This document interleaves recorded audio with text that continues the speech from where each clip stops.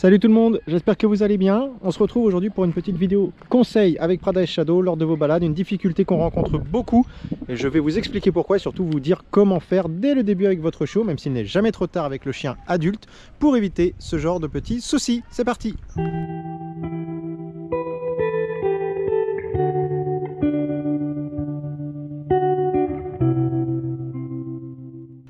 Alors le problème rencontré, c'est celui-ci. Tiens, Prada, Shadow, on se balade? On part en balade. Point A, point de départ. Point B, arrivée, c'est le parc. C'est l'endroit où on va jouer avec les copains, c'est l'endroit où on sort la balle, c'est l'endroit de la liberté, peu importe. Le chien, regardez, comme Prada, fait sa vie.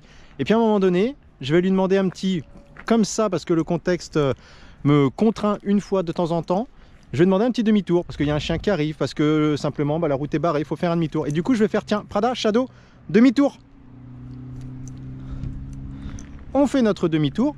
Et là, ce qui se passe quand vous travaillez notamment à la longe, mais même sans la longe, c'est les mains qui prennent potentiellement, votre chien va revenir comme un boulet de canon, il va mordiller sa longe, il va monter en grosse excitation. Et pourquoi ça se produit? Eh bien pour deux raisons. Un, la frustration.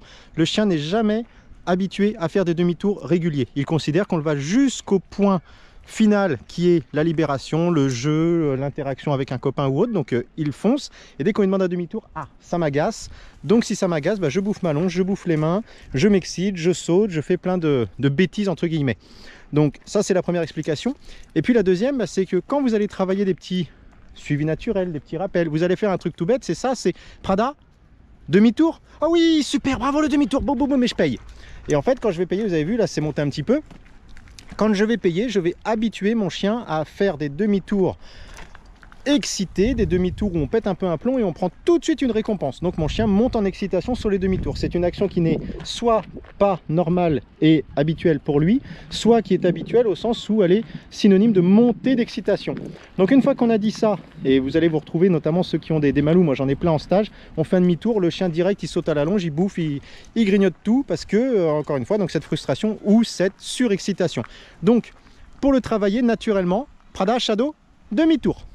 Et une fois que mon demi-tour est fait, c'est oui, super, boum, je félicite mais calmement. Et maintenant qu'il s'est passé quoi, allez, 2 secondes, 3 secondes, 10 secondes, 1 minute, peu importe, je laisse un tout petit laps de temps et je félicite mon chien, on joue potentiellement, je donne ma friandise, peu importe. Je vais donner quelque chose, ma récompense va tomber juste après et pas dans l'excitation montante du chien où il est en train d'arriver à fond et oui, super et je te paye. C'est oui, bravo, et je paye dans un petit temps qui est légèrement décalé. Allez, on continue les filles, on avance. Donc ça c'est pour la partie excitation, vous marquez juste un tout petit temps de rien du tout. Et l'autre partie, eh bien c'est ce que je suis en train de faire là depuis tout à l'heure, c'est faire des demi-tours réguliers n'est pas synonyme de montée d'excitation.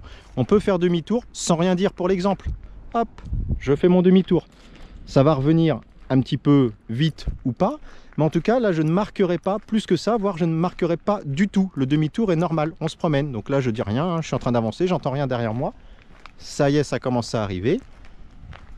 Et ça va passer à côté de moi. Je vais en avoir une sur les deux. La deuxième arrive pas loin. Et je rends ce demi-tour banal. Complètement banal. Je donne pas d'interaction. Ça, c'est la deuxième option. Elle est un peu en parallèle, elle est un peu synonyme, j'allais dire, de la première. C'est que je décale ma récompense. Là, je la décale totalement puisqu'il n'y en a pas. Je rends la chose banale. Regardez, je ne dis rien. Et puis, comme ça, l'air de rien, je fais un petit demi-tour. Évidemment, vous me voyez venir, hein, si je fais ça toute la journée, demi-tour, demi-tour, demi-tour au même endroit, ça va avoir quand même un petit effet un peu tronqué, c'est que mes chiens vont s'habituer ici précisément et vont bien comprendre que là on est dans un exercice de, on se balade dans le coin en fait.